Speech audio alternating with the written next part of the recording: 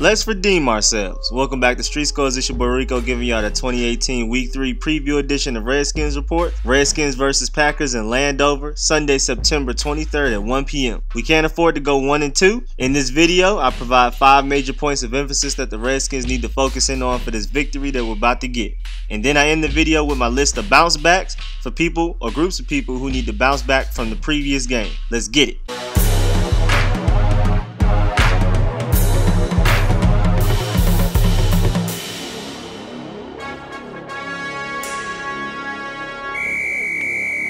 Third game of the 2018 season, y'all. I'm excited. Fresh off a very sad loss, but we'll bounce back. Redskins got dominated on offense and defense. We didn't look like our Week 1 selves in Week 2. The last time we played the Packers, we beat them 42-24. That was a magical game that I still watch on replay to this day. And we are 15-20-1 against them all time in the regular season. I hope we can repeat that tomorrow. But anyway, let's get to point 1. And by far, the most important point, suppressing Aaron Rodgers. And we have to do it for 4 quarters. Not 3 like the Bears did Week 1 and they paid the price for it. He is comeback king, game-winning drive savant. But he's also the type of quarterback that can start the game firing like it's the third quarter. There will be no room for our defense to get warmed up, and there will also be no room for the defense to get tired or lazy late into the game. So far this season, Rodgers is 50 for 72 for 567 yards, 4 touchdowns, and no interceptions. If we pass rush very effectively, unlike these first 2 games of the season, and take away his targets with some solid and consistent coverage, we should be good. Also, we need our defensive coordinator Greg Minuski to scheme well against Aaron Rodgers. Come to the game prepared. Study before the game. Don't expect this to be an open book test. One piece of advice: watch out while subbing personnel in and out on defense. Aaron Rodgers looks for opportunities to draw 12 men on the field penalties. People need to run for their lives when they sub out and in. Don't get lazy while subbing out. If he's able to draw that penalty, he's 100% taking a deep shot down the field with nothing to lose. If they get a big gain, or even worse, a touchdown, it's a free play. But if the pass is incomplete or intercepted, they can just simply accept the penalty and politely take their free yards. Point 2. We have to be better on third downs, both on offense and defense. When we won, our offense was almost 50% on third down conversions, and our defense only allowed the opposing offense to convert 1 of their 8 third downs. In the game we lost, our offense only converted a third of our third downs, and the defense allowed the opposing offense to convert 9 of their 16 third downs. That is a big key to this game. Win the third down battle on both sides, that's almost a certainty for victory. The other strong factor in who wins is the turnover battle. Point 3. Can't turn the ball over. With Aaron Rodgers being so good, we have to give him the least amount of possessions as possible. If we can force turnovers and protect the ball well, that will almost certainly spell victory for us. Alex Smith is very good at protecting the ball. He has no interceptions so far this year, and only had 5 interceptions last year on 505 passing attempts, so I'm not worried about him. It's these receivers, tight ends, and running backs. Adrian Peterson and Jordan Reed have already put the ball on the turf this season, and we can't afford to have that against these boys this week. And speaking of Adrian Peterson, we have to run the ball well. That helps us dominate time of possession, which keeps Aaron Rodgers off the field and lets our defense rest, but it also opens up the rest of the offense. When we run the ball well and force the opposing defense to dedicate more players to stopping the run, it opens up the passing game, the screen game, the play action game, the bootleg game, everything. CT, Jordan Reed, Vernon Davis, and our struggling wide receiver group will have far more productive days when we can run the ball effectively. And the 5th and final point, we have to adapt to the rain. There's a 90% chance of rain for kickoff tomorrow, so we need to make short throws for many reasons. First of all, with the rain, the ball will be wet, which makes it harder for Alex Smith to throw accurately and harder for receivers to catch. Also, receivers can slip on routes with the wet field. And along with making short throws, we need to secure the ball well when carrying the ball. Running backs and anybody carrying the ball need to secure the ball at all costs. I'm sure defensive coordinators preach to the defense to go for strips when it's wet. And if they don't, I would. Kickoffs may also be a little ugly. I just need Dustin Hopkins to keep kickoffs in bounds so we don't give Aaron Rodgers great field position. And now it's time for my list of bounce backs, the people or groups of people who need to bounce back from the previous game. And bounce back number 1, Jay Gruden's play calling and adjustments.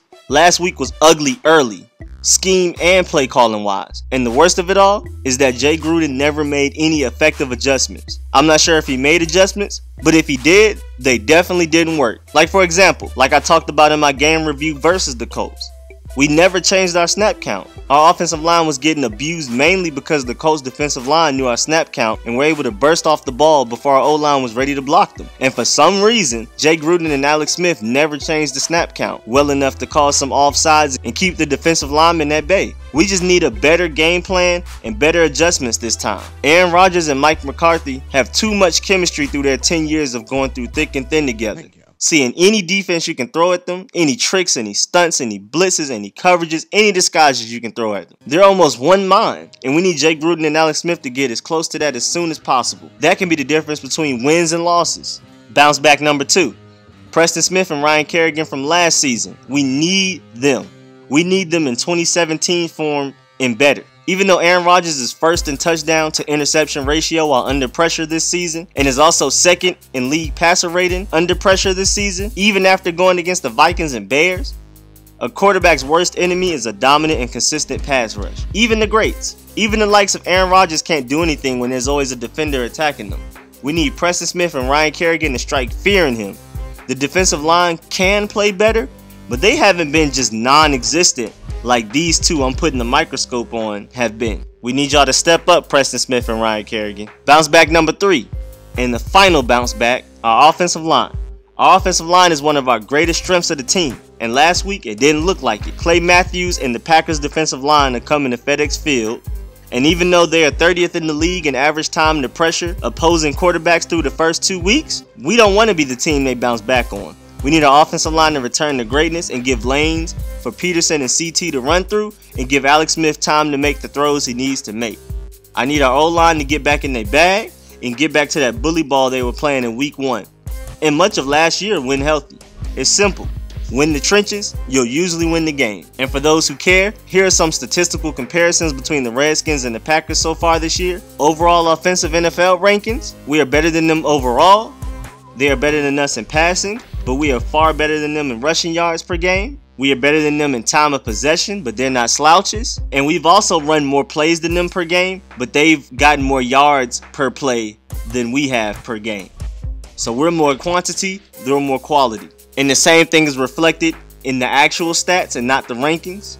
They score more points than us per game.